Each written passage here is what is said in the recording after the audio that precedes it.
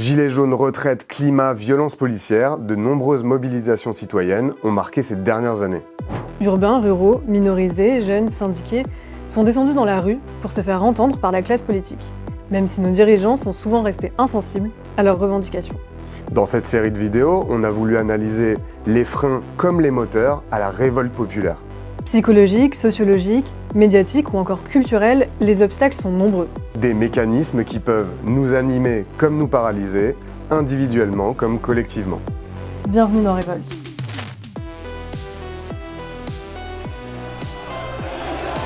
Je suis là parce que je considère ce gouvernement complètement illégitime. J'entre en grève de la faim. 6 cortèges différents qui sont en train de partir. Ça aurait pu être eux qui sont morts le 27. C'est pour ça que les gens ils se révoltent. Parce que c'est trop. Parce que c'est trop.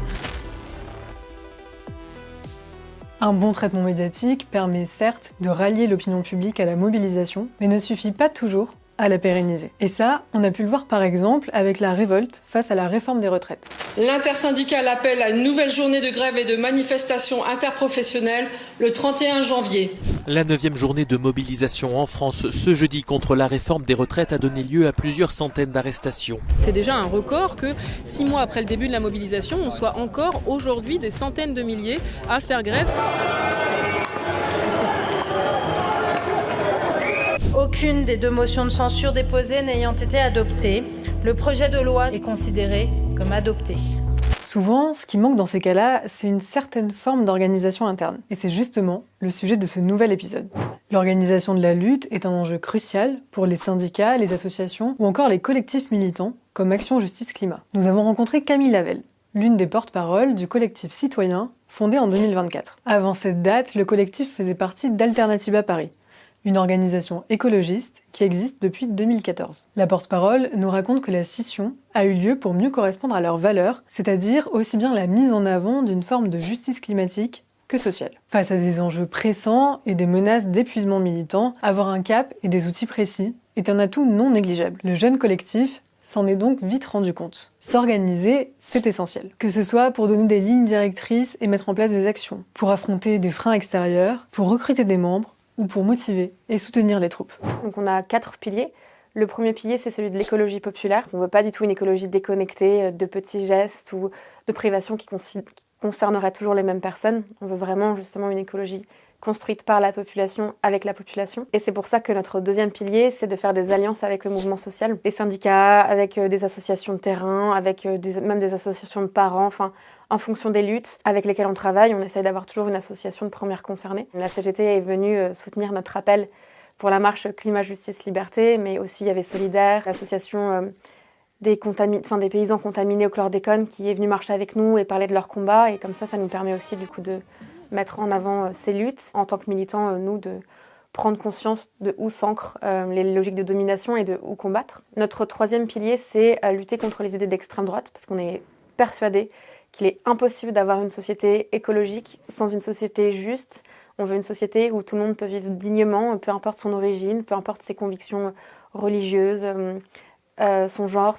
Donc pour nous, c'est hyper important d'allier la lutte pour la dignité humaine d'un point de vue large avec la lutte climatique et la lutte sociale. Et notre quatrième et dernier pilier, c'est la question du bien-être militant. Donc on n'est pas parfait, mais en tout cas ça fait partie de nos priorités parce qu'on a envie de pouvoir déjà militer sur du long terme et en fait on a envie de pouvoir construire la société qu'on souhaite à travers notre militantisme. Donc c'est pour ça qu'on essaye d'être le plus inclusif et inclusif possible, mais aussi de respecter des temps de pause, de respecter les limites de chacun, de vraiment être à l'écoute des besoins du collectif pour pouvoir le faire durer sur du long terme.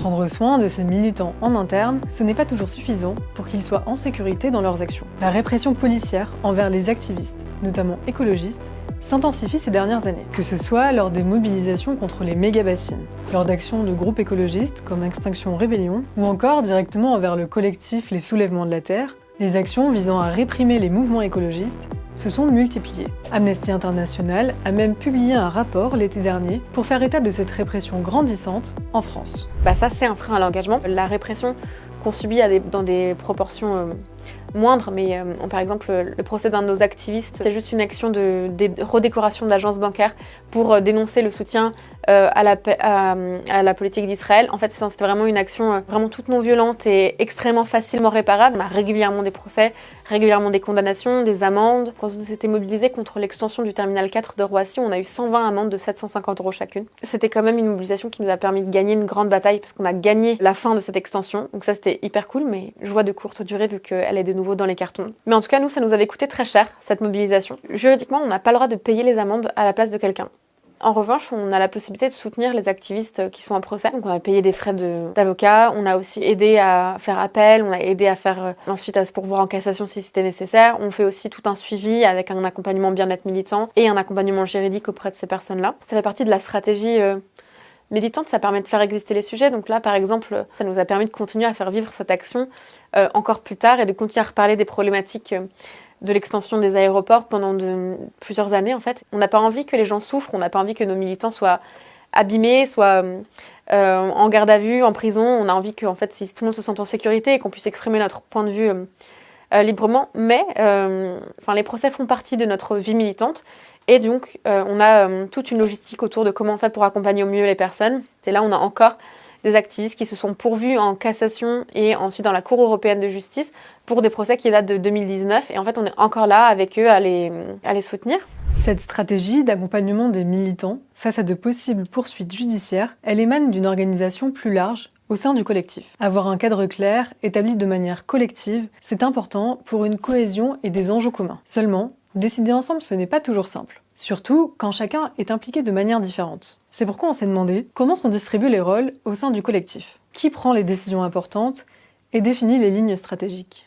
La façon dont le collectif Action Justice Climat est organisé, c'est qu'on se partage des responsabilités en fonction de notre temps et de nos compétences. Donc on a plusieurs cercles d'engagement. Donc on est environ 200 bénévoles à s'impliquer de façon régulière, peu importe les tâches, mais que ce soit dans la commission RH ou encore peindre des banderoles ou afficher, faire de l'affichage et du tractage. Et donc les personnes qui ont un peu plus de temps ont la possibilité aussi de contribuer à l'espace de vision stratégique, qui est un peu plus restreint, donc dans lequel il y a un peu moins de 100 personnes.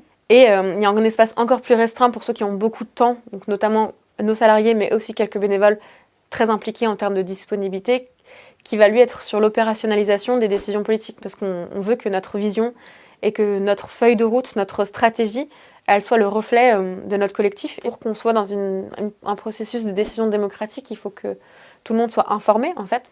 Donc on a des formations, plusieurs discussions autour de certaines thématiques qui sont importantes pour nous. Donc par exemple, on va avoir un échange autour de la bataille culturelle animé par Blanche Sabat, qui est une de nos membres et qui est également autrice de ce livre-là. On va aussi avoir un temps de discussion sur le logement digne avec Maïda, qui est une de nos anciennes militantes et qui est maintenant chargée de campagne à la Fondation pour le logement. Donc en fait, on va avoir des temps de discussion pour que tout le monde puisse monter en compétence et pour que, en fait, tout le collectif soit compétent politiquement pour prendre des décisions ensemble. On va pas attendre que quelqu'un ait fait ses preuves, en fait. Si la personne, elle est impliquée et qu'elle est concernée et qu'elle a du temps à donner, et ben elle est la bienvenue dans tous les espaces, en fait. Le temps à consacrer à la lutte, c'est une grande question. D'ailleurs, pour y répondre en partie, le collectif a fait le choix d'employer 4 salariés. Pourquoi ? Parce que les bénévoles, qui ont pour la plupart un emploi en journée, ne sont disponibles que les soirs et les week-ends. Sauf que pour beaucoup de démarches, comme les demandes de financement ou encore la communication avec certaines organisations partenaires, comme par exemple les syndicats, eh bien c'est en journée que ça se passe. Donc, toujours dans l'idée de pérenniser leur action, ils ont décidé d'avoir recours à des salariés qui prendraient le relais lorsque les bénévoles n'ont pas de temps à consacrer au collectif. C'est donc leur solution pour trouver une certaine stabilité, ce qui n'empêche pas pour autant les bénévoles de continuer à occuper une place centrale dans la structure.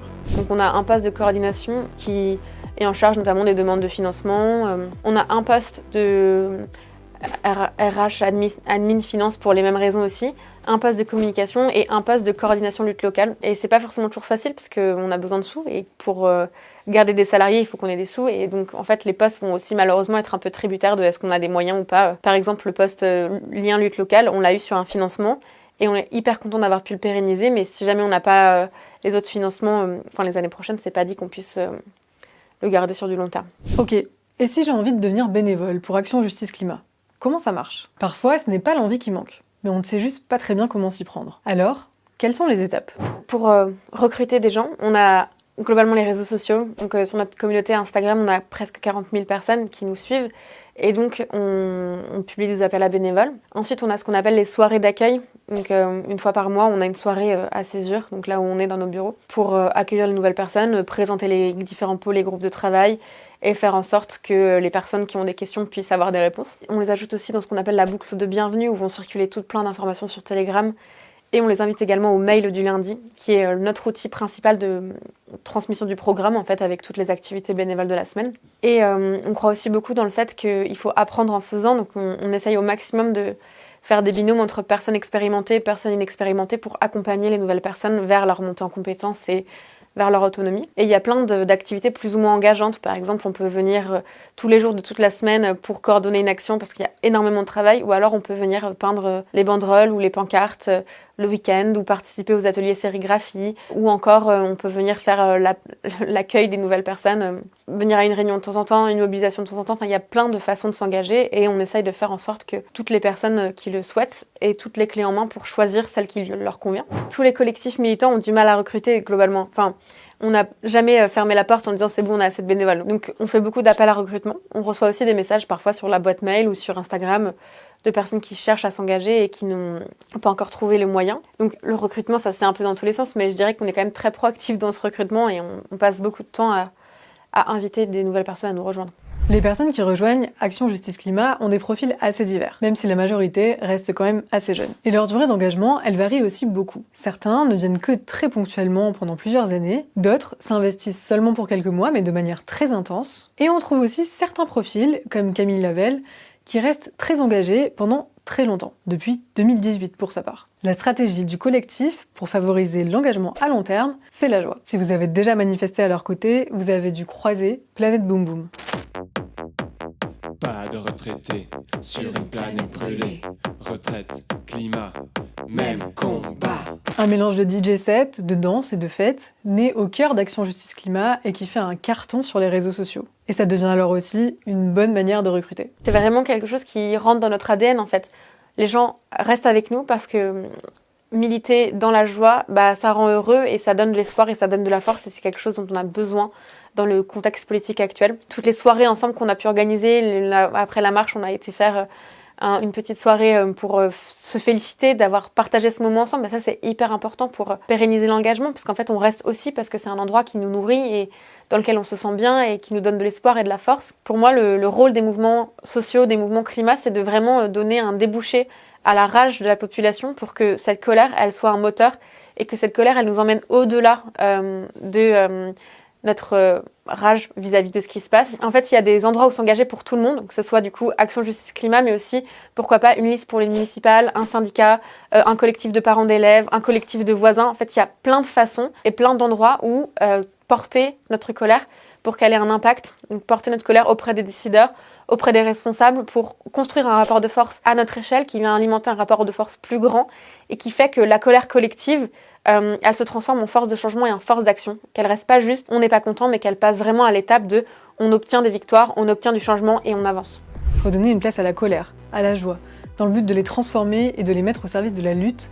Voilà le but du collectif finalement. Et pour garder la ferveur, le moteur de notre engagement, il faut aussi être capable de se projeter, de pouvoir imaginer un autre futur que celui qui nous est proposé. Parce que ce dernier, il nous plaît pas trop. Ok, mais qu'est-ce qu'on veut exactement ?